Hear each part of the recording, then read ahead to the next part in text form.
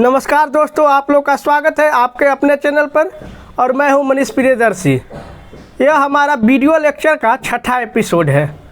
यह पेपर 1 का डिस्कशन किया जा रहा है। यह वीडियो जो है आप 26 जो एग्ज़ाम हुआ तो 26 फरवरी 2020 उसी का डिस्कशन कराया जा रहा है। तो 100 तक इसके पहले सवाल कर चुके थे, तो आज हमारा 101 यानी 101 से आगे बढ़ेंगे। तो 101 नंबर सवाल आप देखिएगा क्या कहता है।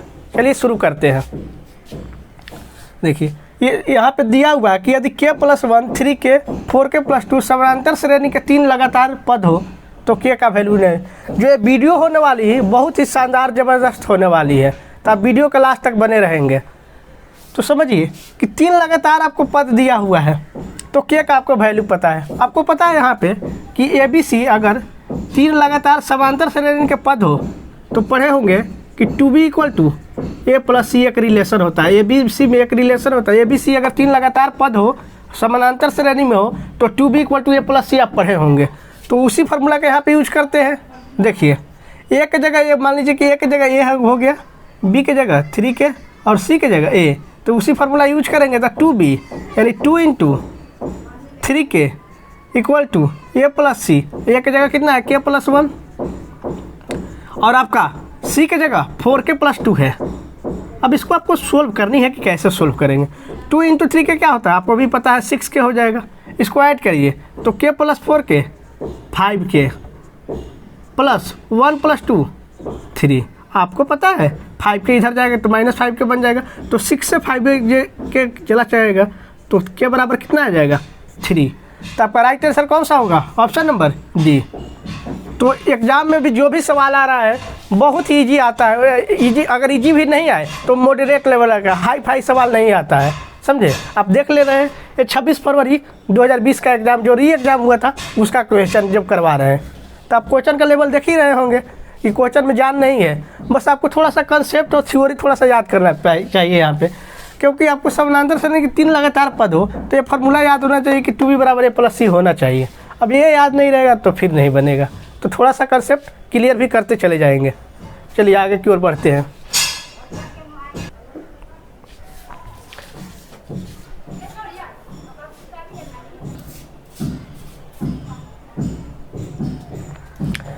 एक 102 नंबर सवाल आपका है। सवाल क्या कहता है कि समांतर श्रेणी 10, 7, 4 ...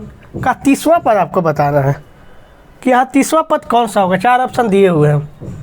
देखिए तो इस क्वेश्चन में कोई भी जान नहीं है, बहुत ही हल्का क्वेश्चन है। आपको यहाँ का फार्मूला याद होगा, एक फार्मूला पढ़े होंगे Tn = a + n - 1 × d। अब फार्मूला तो आप याद कर लिए, ये फार्मूला याद कर लिए, लेकिन आपको क्या चाहिए, ए पता होना चाहिए, ए क्या होता है, डी क्या होता है, एन क्या होता है। तो ये याद रखिएगा। देखिए ये जो होता है पहला पद यानी फर्स्ट टर्म कहलाता है। ये जो होता है पहला पद यानी कि फर्स्ट टर्म कहलाता है। पहला पद इसमें कौन सा है 10 हो जाएगा पहला पद। डी कॉमन डिफरेंस कहलाता है, हिंदी में उसको सार्वंतर कहा जाता है। कॉमन डिफरेंस यानी सार्वंतर, सार्वंतर मतलब डिफरेंस। देखिए 10 और 7 का डिफरेंस, 7 4 का डिफरेंस, ये डिफरेंस होता है। उसके बाद एन जो होता है वो नंबर ऑफ टर्म बताता है कि कितना संख्या है, नंबर ऑफ टर्म्स बताता है। तो देखिए यहाँ पे 10 7 4 पर कितना 30वां पद है, तो एन पता चल गया कितना 30। फर्स्ट टर्म ए का वैल्यू है कितना 10। उसके बाद अंतर, अंतर में तो कॉमन डिफरेंस, तो डी बराबर कितना, ये देखिए जब ऐसे बढ़ते जाएगा तो घटते जा रहा है, तो इधर का ये लास्ट है, इसका ये फर्स्ट है, तो ऐसे 7 में से 10 घटाएंगे तो कितना -3। फिर अगर नहीं इसमें देखना होगा तो 4 में से 7 घटाएंगे, मतलब ऐसे घटाते चलेंगे, राइट से लेफ्ट की ओर घटाना है आपको। तो ये हो गया आपका -3। अब सब वैल्यू पता है तो T30 यानी 30वां पद पूछ रहा तो T30 बराबर कितना, एक की जगह 10 डाल दीजिए प्लस 30 - 1 इंटू डी का वैल्यू कितना -3, तो -3 डाल दीजिए। 10 तो रहेगा ही प्लस 29 × -3 कितना -87, अब 10 से -87 चला जाएगा तो -77। तो आपका राइट आंसर कौन सा हो जाएगा? Option number A. तो देखिए सवाल में कोई जान नहीं था, सवाल बहुत ही इजी पूछता है। बस थोड़ा सा मेहनत आपको करने की ज़रूरत है। चलिए आगे की ओर बढ़ते हैं सवाल में।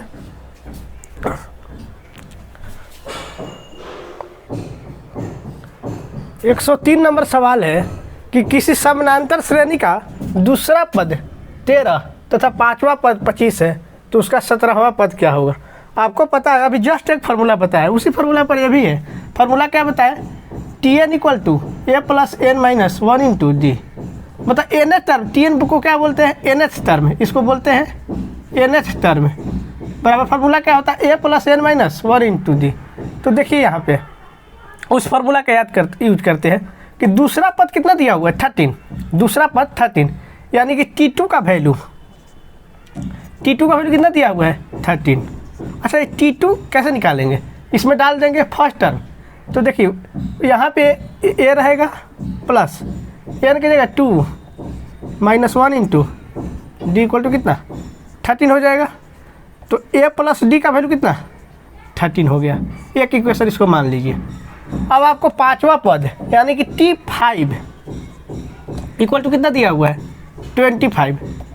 अब T5 को लिखेंगे A plus 5 minus 1 into D का वैल्यू कितना 25, यानी कि A plus 40 equal to 25। Second equation बन गया। अब इसको सोल्व करना है, तो सोल्व करने के लिए देखिए तो 2 माइनस 1 कर दीजिए, तो 2 में से 1 घटाइएगा तो ए से ऐसे देखिए लिख लेते हैं एक बार, A plus 40 equal to 25, A plus D equal to 13। जब आप सब्सट्रैक्ट करेंगे तो क्या हो जाएगा कि ये कट जाएगा, 3d इक्वल टू 12 है, तो डी के वैल्यू कितना 4।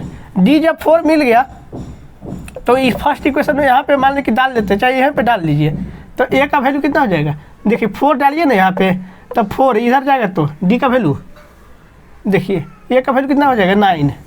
तो देखिए ये आपका डी है, ये क्या हो गया 9 हो गया। तब आपको क्या निकालना है यहाँ पे 17वां पद यानी T17 याद निकालना है। तो T17 बराबर क्या होता है, A plus 17 minus 1 into D. ए का वैल्यू पता है कितना आया है, ए का वैल्यू 9 आया है, तो 9 डाल दीजिए प्लस 17 माइनस 1 इंटू डी का वैल्यू कितना, डी का वैल्यू यहाँ पे 4। अच्छा इसका ऑप्शन लिखना भूल गए कि ऑप्शन क्या होगा, चलिए फिर भी कोई दिक्कत नहीं है।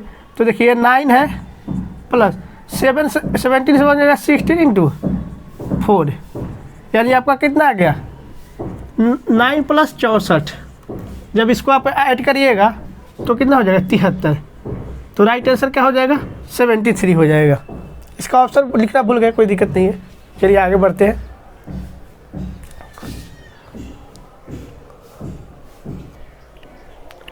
एक 104 नंबर सवाल की ओर हम लोग बढ़ चुके हैं। कहता है कि 5 plus 13 plus 21 plus dot dot dot plus 181 सबको मान लीजिए कि अगर ऐड करेंगे तो 4 ऑप्शन में कौन सा आपका ऑप्शन होगा, बस इसको सोल्व करना है। तब आप कहेंगे कि कैसे, इसको 5 है 13 है 21 है, फिर पता नहीं यहाँ बीच में क्या होगा, कैसे इतना को ऐड करेंगे। ऐड करते तो बहुत समय लग जाएगा, लेकिन वैसे नहीं ऐड करना है। एक रूल देखिए दोनों में, देखिए इसमें एक प्रॉपर्टी आपको दिखाई दे रहा होगा, जैसे 5 है और 13 है तो दोनों के बीच का डिफरेंस कितना 8 हो जाएगा। यहाँ 13 और 21 के बीच का डिफरेंस 8 है, मतलब सबका डिफरेंस क्या 8 आ रहा है। तो यानी कि आपको एपी में पढ़े होंगे कि जो डिफरेंस होता है उसको ही अंतर डी बोला जाता है, यानी 8 हो जाएगा। उसके बाद फर्स्ट टर्म कितना दिया हुआ है आपका 5 दिया हुआ है, फर्स्ट टर्म 5 दिया हुआ है, डी कितना है 8 है। तो एक फार्मूला भी आपको बताए थे, Tn बराबर A plus N minus 1 into D. ये Tn जो होता था एन एस टर्म तो लास्ट टर्म होता था, तो 181 इक्वल टू ए कितना है 5 plus N minus 1 into D का वैल्यू कितना डाल देते हैं 8 डाल देते हैं। जो इधर से सब्सट्रैक्ट होगा 181 से 5 जब जाएगा तो 176 हो जाएगा, इक्वल टू कितना एन माइनस 1 इंटू 8। तो एन माइनस 1 का जो वैल्यू होगा 176 अपॉन 8, जब आप डिवाइड करेंगे तो कितना हो जाएगा 22 बार में। तो एन 1 उधर चला जाएगा, 1 उधर जाएगा तो कितना एन का वैल्यू 23 निकल गया। तब आपका जो ये सब कह रहा है कि सबको ऐड करिए, जो सब निकालना है ना सब मतलब जोड़, सबका जोड़ जो निकालना है वो फार्मूला होता है n/2 इंटू कितना, पहला पद प्लस लास्ट पद, इंग्लिश में लिख देते हैं first term plus last term, आपको ये निकालनी है। यानी कि पहला पद प्लस अंतिम पद, n नंबर ऑफ पद की संख्या बताता है। तो n कितना है 23/2 इंटू, इसको जब आप करेंगे पहला पद देखिए कितना 5 है, 5 लिख लीजिए। लास्ट पद कितना है 181 है, लिख लीजिए। हम लोग का मेन टारगेट था नंबर ऑफ पद निकालना कि टोटल है कितना। तो देखिए 23/2, इसको आप करेंगे तो 181 प्लस 5 186, 2 से काट देंगे तो कितना हो जाएगा 93। अब 93 है। अब दिमाग में बात आएगा कि 23 से 93 अभी क्या मल्टीप्लाई करने में समय क्यों बर्बाद करें। अब लास्ट वाला देखिए ना, ये 3 है, यहाँ भी 3 है, मल्टीप्लाई करेंगे तो लास्ट डिजिट 9 होना चाहिए। इसमें भी है नहीं तो ये नहीं होगा, इसमें भी है नहीं, इसमें भी नहीं है, इसी में है, तो राइट आंसर आपका कौन सा हो जाएगा। जैसे देखिए इसका लास्ट डिजिट 3 है, इसका लास्ट डिजिट 3 है, तो जब मल्टीप्लाई होगा तो लास्ट में 9 आना चाहिए जो कि इसी में है, तो राइट आंसर आपका ये हो जाएगा। तो बनाना तो है ही मैथ, कुछ ऐसी का भी दिमाग का भी यूज करना है समय बचाने के लिए, जिससे दूसरे सवालों को सोल्व करने में आपको समय मिल जाए अच्छा खासा।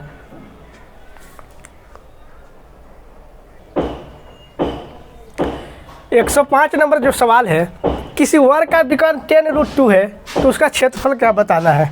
तो आपको पता है वर्ग, ये आपका वर्ग हो गया। मान लीजिए कि अगर ये एक वर्ग का जितना भी भुजा होता है वो क्या होता है, चारों का चारों जो भुजा होता है बराबर होता है। और देखिए इसका विकर्ण की बात हो रही है, तो विकर्ण की बात कितना होता है, विकर्ण a√2 होता है। a√2a बोलिए या √2a बोल दीजिए, कोई फर्क नहीं पड़ेगा, √2a। तो वर्ग का विकर्ण कितना होता है √2a। तो विकर्ण में सवाल कितना दिया हुआ था, विकर्ण कितना के बराबर है 10√2। अब विकर्ण a√2 2√2a होता है, तो √2a बराबर है 10√2। तो a का वैल्यू 10√2/√2 कट जाएगा, तो साइड कितना मिल गया 10, a का वैल्यू कितना मिल गया 10 सेंटीमीटर मिला। तो आपको पता है क्षेत्रफल क्या होता है, भुजा का स्क्वायर हो जाता है, यानी साइड का स्क्वायर हो जाता है। भुजा का स्क्वायर यानी कितना, a का स्क्वायर, यानी a कितना है 10, तो 10 का स्क्वायर करेंगे तो 100 सेंटीमीटर स्क्वायर आपका इसका आंसर हो जाएगा। तो ऑप्शन नंबर बी हो जाएगा। ये याद रखिएगा, वर्ग के जो चारों भुजा होता है वो आपस में बराबर होता है। इसका जो डायगोनल जो होगा, एक डायगोनल ये है तो एक डायगोनल ये होगा, जो दोनों डायगोनल होता है मतलब विकर्ण जो दोनों होता है दोनों बराबर होता है, दोनों एक दूसरे को 90 डिग्री पर बाइसेक्ट करता है, दोनों विकर्ण एक दूसरे को 90 पर बाइसेक्ट करता है। अच्छा, सब एंगल भी होता है, वो भी क्या होता है 90 होना चाहिए। तो आपका वर्ग का जो भी प्रॉपर्टी है वो भी आपको याद रखना चाहिए, पूरा मतलब वर्ग का फार्मूला से लेकर ज्योमेट्रिकल प्रॉपर्टी जो भी होता है सब आपको ध्यान में रखनी पड़ेगी।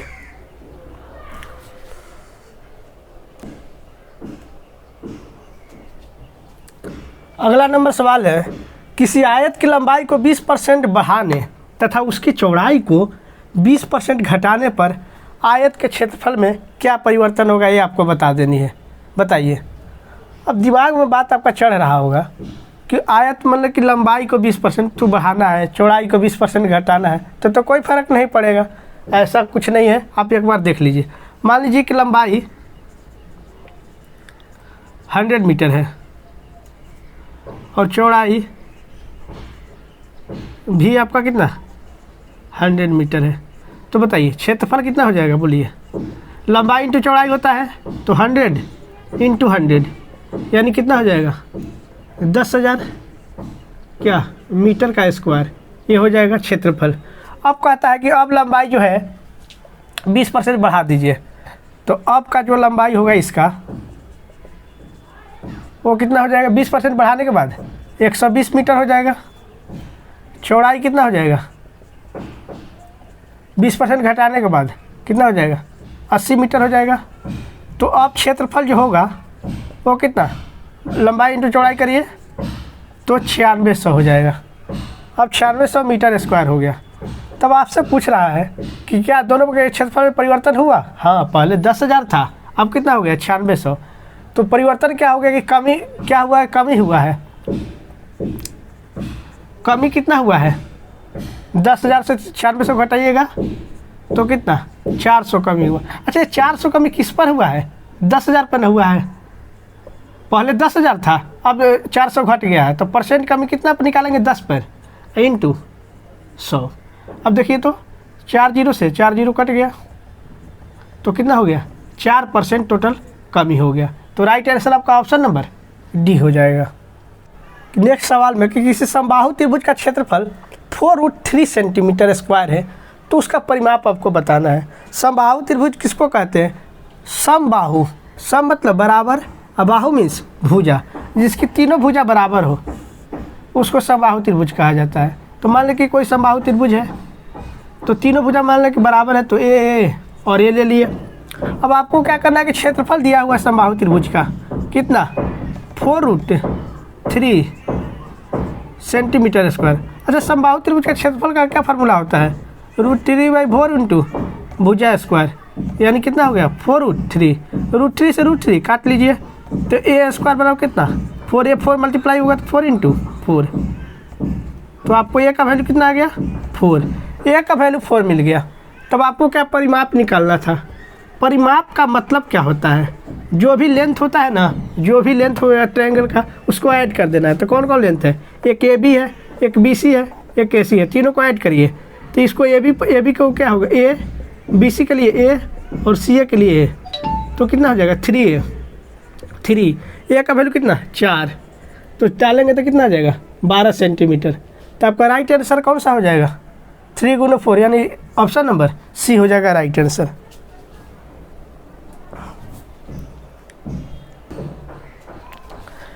नेक्स्ट सवाल है कि किसी वृत्त की क्षेत्रफल 49 पाई सेंटीमीटर स्क्वायर है तो उसकी परिधि बताना है। अब बताइए, इससे सिंपल सवाल आप कैसे, और इससे सिंपल सवाल आप क्या खोज रहे हैं। इतना सिंपल मतलब फार्मूला बेस्ड सवाल आपसे पूछा जा रहा है, उसी का बस आपको सोल्व करना है। तो देखिए, क्षेत्रफल आपको पता होता है, वृत्त का क्षेत्रफल मान लीजिए कि आपका वृत्त है, ये सेंटर है, ये मान लीजिए कि रेडियस है r। तब आपको क्या करना है कि क्षेत्रफल, वृत्त का क्षेत्रफल पता है कि क्षेत्रफल का फार्मूला कितना होता है πr²। और क्षेत्रफल कितना दिया हुआ है 49 पाई इक्वल टू कितना πr²। पाई से पाई कट गया, r का वैल्यू √49, यानी 49 का वैल्यू कितना 7 सेंटीमीटर रेडियस आ गया। परिधि निकालना है, परिधि का फार्मूला क्या होता है, बस आपको फार्मूला याद करना है। तो फार्मूला में ये आपका जैसा सवाल पूछा जा रहा है मतलब put the value and get the result वाला है, समझे कि आपको फार्मूला पर वैल्यू पुटिंग करना है और आपका आंसर आ जाएगा 2 पाई। आर का वैल्यू कितना 7, 2 पाई इंटू 7 कितना 14 पाई। तो आपका राइट आंसर कौन सा हो जाएगा 14 पाई सेंटीमीटर आपका राइट आंसर हो जाएगा। बहुत ही सिंपल सवाल है।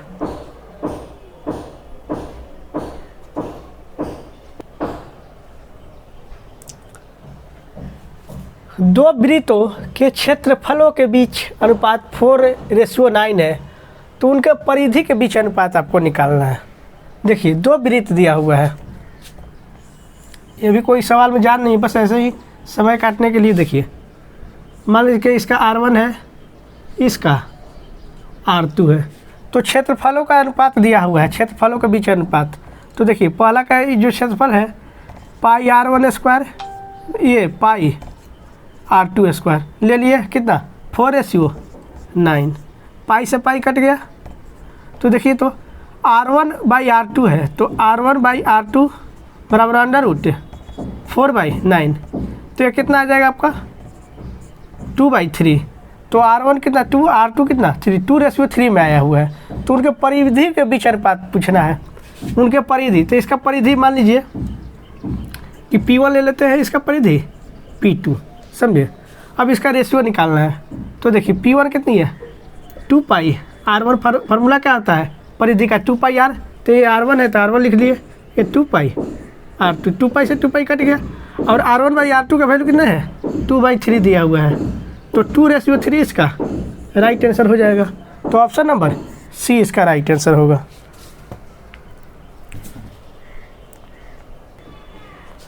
देखिए 110 नंबर सवाल है आपका कि वन कीप संयोजन है, 4 ऑप्शन आपका दिया हुआ है, यही 4 में से आपको बताना है कि कीप।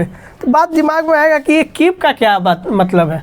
तो देखिए गांव में जो होता है क्या होता है कि आप देखे होंगे कि जैसे कहीं से तेल डालना है, मान लें कि कोई भी बोतल में आपको तेल डालना है, जैसे किराना दुकानदार अब टीप रखे हुए रहता है, उसको कीप भी बोला जाता है, कोई कोई टिप भी बोल देता है। तो उसका देखिएगा क्या ऐसा होता है, यहाँ पे बोतल रख देते हैं, ऐसे मान लो बोतल लगा लीजिए, ऊपर से यहाँ से तेल डालता है, इसमें आ जाता है। तो पूछ रहा है कि संयोजन कैसा है, तो मतलब 4 ऑप्शन दिए, तो आप ही बताइए ये क्या है। इस संयोजन में ये बेलन होता है, अच्छा ये क्या होता है, शंकु होता है, समझिए। शंकु का पिक्चर है, ये बेलन का पिक्चर है। तो राइट आंसर कौन सा हो जाएगा, ऑप्शन नंबर सी हो जाएगा। 110 का ऑप्शन नंबर क्या हो जाएगा, सी।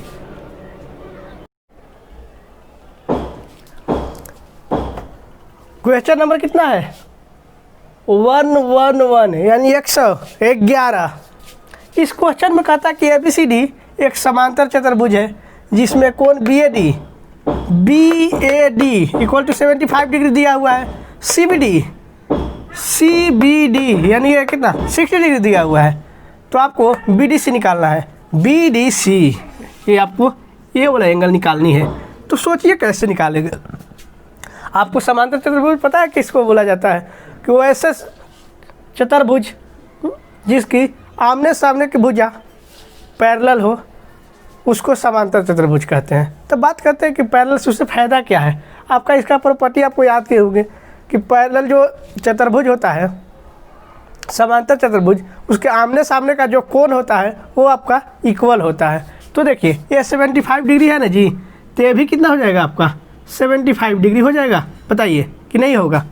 अब बताइए, अब इस ट्रायंगल बात करते हैं, DBC ट्रायंगल की बात करते हैं। ये 60 डिग्री पता है, ये 75 डिग्री पता है। तो एक ट्रायंगल के तीनों एंगल का सब 180 डिग्री होता है। तो ये दोनों को जोड़ के 180 से घटा लीजिए, तो एंगल BDC निकालना है। 180 माइनस ये दोनों को जोड़ लीजिए, 75 प्लस 60 डिग्री। जब आप करेंगे तो 180 डिग्री माइनस 5 6 7 13 135 को घटाइएगा तो कितना आ जाएगा 45 डिग्री। तो इसका राइट आंसर कौन सा हो जाएगा, ऑप्शन नंबर सी। नेक्स्ट सवाल की ओर बढ़ते हैं। देखिए ये सवाल नहीं हलवा है, इससे आसान सवाल हो नहीं सकता है। सवाल देखिए, एक समचतुर्भुज यानी कि रोम्बस के विकर्णों की लंबाई आपको 16 सेंटीमीटर और 12 सेंटीमीटर दिया हुआ है। तो समचतुर्भुज के प्रत्येक भुजा की लंबाई आपको निकालनी है। देखिए समचतुर्भुज जो होता है एक ऐसा चतुर्भुज है, मीन्स बोलिए उसका ऐसा पैरेललोग्राम है जिसकी चारों भुजा जो होती है बराबर होता है, और इसका जो डायगोनल होता है वो 90 डिग्री पे बाइसेक्ट करता है, मतलब 90 डिग्री पे कट करता है। जैसे देखिए मान लीजिए कि ये आपका डायगोनल है, ये आपका रोम्बस है, तो ये आपको इसका क्या हो जाएगा, विकर्ण हो जाएगा। कहता क्या है कि इसका विकर्ण 16 दिया हुआ है, तो एक दूसरे को बाइसेक्ट करता है। तो ये अगर 8 होगा तो ये भी 8 हो जाएगा। ये फिर दूसरा विकर्ण 12 है, तो ये कितना हो जाएगा 6 हो जाएगा, तो 6 हो जाएगा। और ये 90 पर क्या करता है कि बाइसेक्ट करता है। तो देखिए मान A B C D, मान लीजिए ऐसा है, मान लीजिए इसको वो ले लिए। तो आपसे पूछा कि प्रत्येक भुजा इसका बराबर ही होता है, तो कोई एक भुजा को निकाल लीजिए।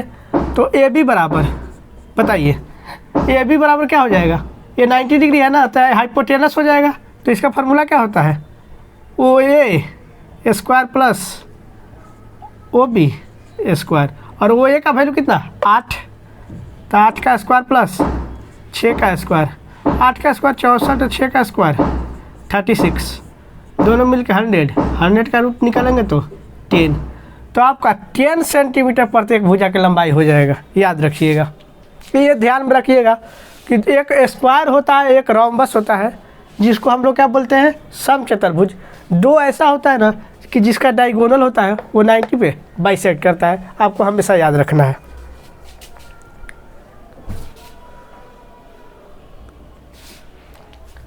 एक 113 नंबर सवाल है कि दिए गए आकृति में वृत्त का केंद्र O है, यदि एंगल ओ ए बी मतलब ये एंगल 40 डिग्री और सी वृत्त पर कोई बिंदु है तो एंगल ए सी भी आपको निकालना है। बहुत ही सिंपल सवाल है, बहुत ही सिंपल सवाल है, कोई जान नहीं है सवाल में। आप देखिए ओ ए और ओ बी इक्वल है। बात करते हैं ओ ए बी ट्रायंगल की। ओ ए क्या है, ओ बी की इक्वल है। तो आप एक थ्योरम पढ़े होंगे कि इक्वल साइड के सामने का एंगल इक्वल होता है। तो इक्वल साइड के सामने का एंगल इक्वल होगा। तो ये 40 डिग्री है, तो बताइए ओ ए और ओ बी क्या है, रेडियस है, तो इक्वल ही होगा ना। तो ओ ए अगर ये 40 डिग्री है तो इसके सामने ये वाला एंगल जो होगा, देखिए ओ बी और ओ ए इक्वल है, तो ओ बी के सामने का एंगल 40 डिग्री, तो ओ ए के सामने का भी एंगल कितना 40 डिग्री ही होगा। ये 40 डिग्री है, 80 डिग्री, तो एक कितना हो जाएगा आपका 100 डिग्री होगा, क्योंकि एक ट्रायंगल के तीनों एंगल का सम 180 होता है। तो 40 40 80 तो 100 हो जाएगा। आप पढ़े होंगे कि एक ही आर्क के द्वारा, एक ही चाप के द्वारा वृत्त के केंद्र पर बना कोण परिधि पर के बने कोण का दुगना होता है। या ऐसे भी बोल सकते हैं कि एक ही चाप के द्वारा परिधि पर बना कोण वृत्त के केंद्र पर बने कोण का आधा होता है। तो ये 100 डिग्री है, तो ये बच्चा कितना डिग्री हो जाएगा 50 डिग्री। तो राइट आंसर आपका ए सी भी निकालना है, तो 50 डिग्री आ गया, तो टिक मार देंगे, कोई दिक्कत नहीं है। बहुत ही सिंपल सवाल है।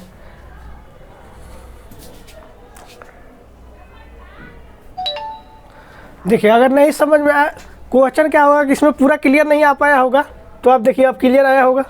तो कुछ नहीं, फिर से एक बार और इसको समझा देते हैं कि देखिए कट गया था क्वेश्चन। तो देखिए ये 40 डिग्री दिया हुआ है, तो ओ ए और ओ बी क्या है इक्वल है। तो इक्वल साइड के सामने का एंगल 40 है, तो ओ बी के सामने 40, तो ओ ए के सामने 40। इस ट्रायंगल ओ ए बी में बात करते हैं, 40 40 80 हो गया, तो ये कितना हो जाएगा 100 होगा, क्योंकि तीनों का सम 180 होता है। एक ही चाप के द्वारा केंद्र परिधि पर बना कोण केंद्र पर बने कोण का आधा होता है। तो ये 100 तो ये 50 हो जाएगा, यही आपका निकालना था। चलिए आगे बढ़ते हैं।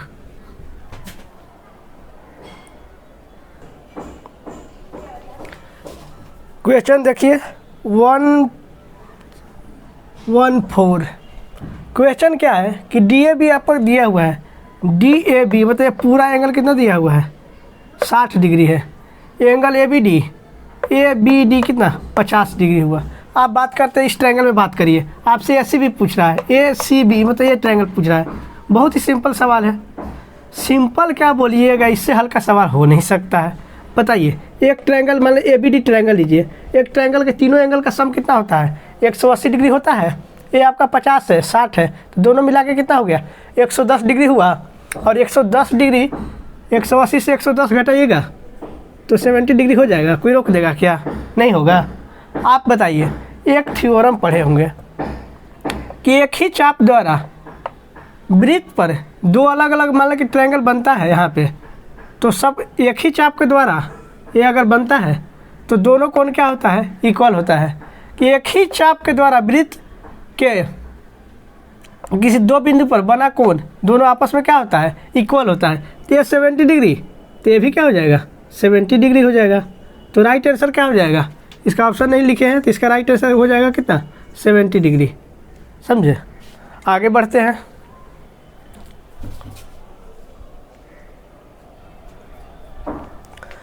तो आज के इस वीडियो में लास्ट क्वेश्चन यहाँ तक रहने देते हैं 114 तक, इसलिए कि कुछ ज़्यादा क्वेश्चन ले लेंगे तो वीडियो लंबा हो जाता है, और वीडियो ज़्यादा लंबा हो जाता है तो लोग पूरा देख नहीं पाता है। समझे, तो इसलिए इतना ही रहने देते हैं।